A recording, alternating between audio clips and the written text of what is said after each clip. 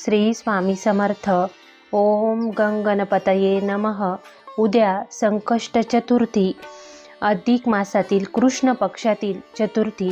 या चतुर्थीला विभुवन चतुर्थी असंही म्हणतात. ही चतुर्थी काही सेवांसाठी, काही उपायांसाठी अत्यंत प्रभावी आहे. काय उपाय करायचे, सेवा काय करायची, त्याबद्दल व्हिडिओमध्ये जाणून घेऊया. तर व्हिडिओ शेवटपर्यंत नक्की बघा.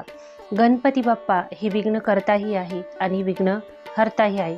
प्रत्येक कार्याच्या आरंभी आपण गणपती पूजन आणि स्तवन करत असतो. मुलांच्या बौद्धिक वाढीसाठी, विकासासाठीही आपण रोज गणपती स्तोत्र मुलांना हे म्हणायला लावायचे असते. कारण या स्तोत्रामुळे मुलांची बुद्धी ही तीक्ष्ण होत असते. तर आपण आज 2 उपाय बघणार आहोत. एक तर चंद्राला आपल्याला सर्व मनोकामना पूर्तीसाठी अर्घ्य द्यायचं आहे आणि दुसरं म्हणजे गणपती बाप्पांना आपल्याला एक विशिष्ट पदार्थाचा नैवेद्य दाखवायचा आहे. या दिवशी आपल्याला विशेष काय सेवा करायच्या आहेत तेही आपण या व्हिडिओमध्ये बघणार आहोत. सर्वप्रथम आपण गणपती पूजन चतुर्थीच्या दिवशी कसं करायचं ते बघूया. तुम्हाला सर्वप्रथम सकाळी शुचिर्भूत झाल्यानंतर गणपती बाप्पांचं पूजन करायचं आहे. त्यासाठी तुम्हाला 11, 21 दुर्वांची जुडी ही गणपती बाप्पांना अर्पण करायची आहे. त्यानंतर लाल फुलामध्ये जास्वंदाचं फूल हे गणपती बाप्पांना विशेष प्रिय आहे. हे फुलंही तुम्हाला अर्पण करायचं आहे. त्यानंतर तुम्हाला गणपती अथर्व शीर्ष जितक्या जास्त वेळा जमेल तितक्या वेळा म्हणायचं आहे. गणपती अथर्व शीर्ष आपल्याला फलश्रुतीच्या आधीपर्यंत जिथपर्यंत आहे तिथपर्यंत म्हणायचं 10 वेळेला आणि 11 वेळेला फक्त शेवट एकदा फलश्रुती म्हणायची असते. त्यानंतर गणपती स्तोत्र म्हणायचं असतं. नारद उवाच प्रणम्य शिरसा देव गौरी पुत्र विनायकम भक्तावास स्मरे नित्य आयु कामार्थ सिद्धये प्रथम वक्रतुंडचे एकदंत द्वितीयकम. असं जे गणपती स्तोत्र आहे ते या दिवशी तुम्हाला जितकं जमेल तितकं आपल्या मुलांनी किंवा आपण म्हटलं तर चालतं. मुलांच्या बौद्धिक विकासासाठी मुलांनी जर या दिवशी गणपतीची सेवा केली तर ती विशेष लाभदायक मानली जाते.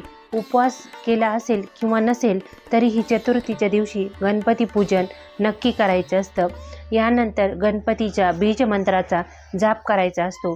गणपतीचा सर्वात पुरातन बीजमंत्र कोणता आहे तर ओम गंग हा जो आहे तो गणपतीचा बीजमंत्र आहे. हा बीजमंत्र मी डिस्क्रिप्शन बॉक्समध्ये तुम्हाला लिहून देणार आहे. तुम्हाला जर म्हणायचं असेल तर या मंत्राचा जाप नक्की 108 वेळा किंवा 11 माळे जप करायचा आहे. त्यानंतर आपल्याला संध्याकाळी पूजा करायची आहे. तर चंद्रोदय केव्हा आहे?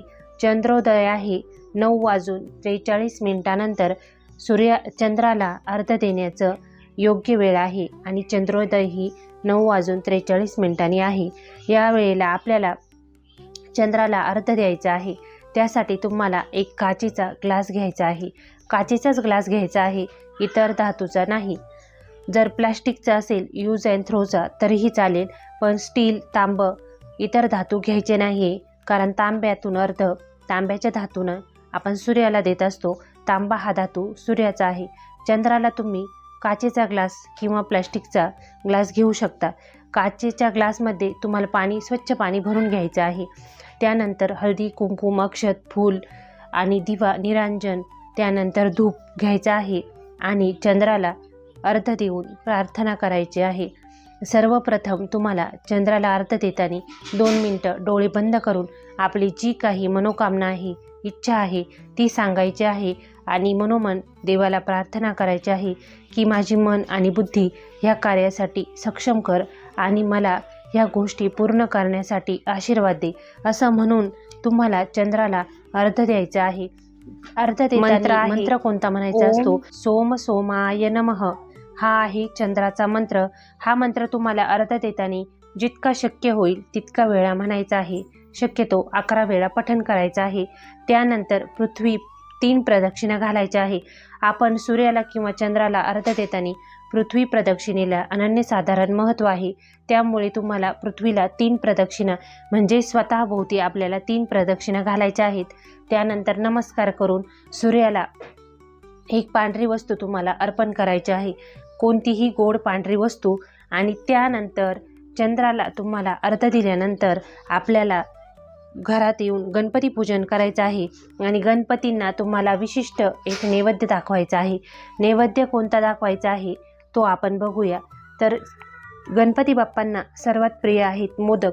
या दिवशी तुम्ही उकडीचे मोदक दाखवू शकतात किंवा खोबऱ्याचे, साखरेचे नैवेद्य दाखवू शकतात. पण आपल्याला एक विशिष्ट अशा पदार्थाचा नैवेद्य दाखवायचा आहे गणपती बाप्पांना. तर तुम्ही या दिवशी तिळाचे जे लाडू असतात, गूळ तिळाचे लाडू, ते गणपती बाप्पांना अत्यंत प्रिय आहे आणि विशिष्ट प्रसंगी या पदार्थाचा नैवेद्य देवाला दाखवला जातो. जे खाण्यासाठी पांढरे तीळ असतात त्या तिळाचे लाडू गणपती बाप्पांना विशेष प्रिय आहे. या दिवशी तुम्ही गणपती बाप्पांना हा लाडू अर्पण करायचा आहे आणि तुमची जी काही मनोकामना आहे ती आपल्याला या दिवशी सांगायची आहे आणि प्रार्थना करायची आहे की माझी मनोकामना पूर्ण होऊ दे. आणि गणपती बाप्पांना तुम्हाला जी काही भाजीपोळी आपली बनवलेली असते तिचा नैवेद्य दाखवायचा आहे आणि आरती करायची आहे. ह्या दिवशी आपण ज्या काही सेवा बुद्धीसाठी, मुलांच्या बौद्धिक वाढीसाठी करतो त्या नक्कीच फलदायी असतात. कारण संकष्ट चतुर्थी हा गणपतीचा दिवस आहे आणि गणपती ही बुद्धीची देवता आहे. 64 कला, अष्ट नवनिधी सर्व सिद्धीची दाता गणपती देवता आहे. त्यामुळे ह्या देवतेचं स्मरण चिंतन केल्याने, नामस्मरण केल्याने आणि स्तोत्रपठण केल्याने मुलांना नक्कीच मुलांच्या बौद्धिक क्षमतेत वाढ होते आणि स्मरणशक्ती ही या सेवेमुळे नक्की वाढते. तर ह्या ज्या काही सेवा सांगितल्या त्या नक्की करा. अत्यंत साध्या आणि सोप्या सेवा आहेत, कुणीही करू शकतं. सेवा करा. काही प्रश्न असल्यास नक्कीच कमेंटमध्ये विचारू शकता. तुमचा दिवस छान जावो. स्वामींच्या कृपेने आपल्या सर्व इच्छा पूर्ण होत हीच महाराजांचरणी प्रार्थना. श्री स्वामी समर्थ.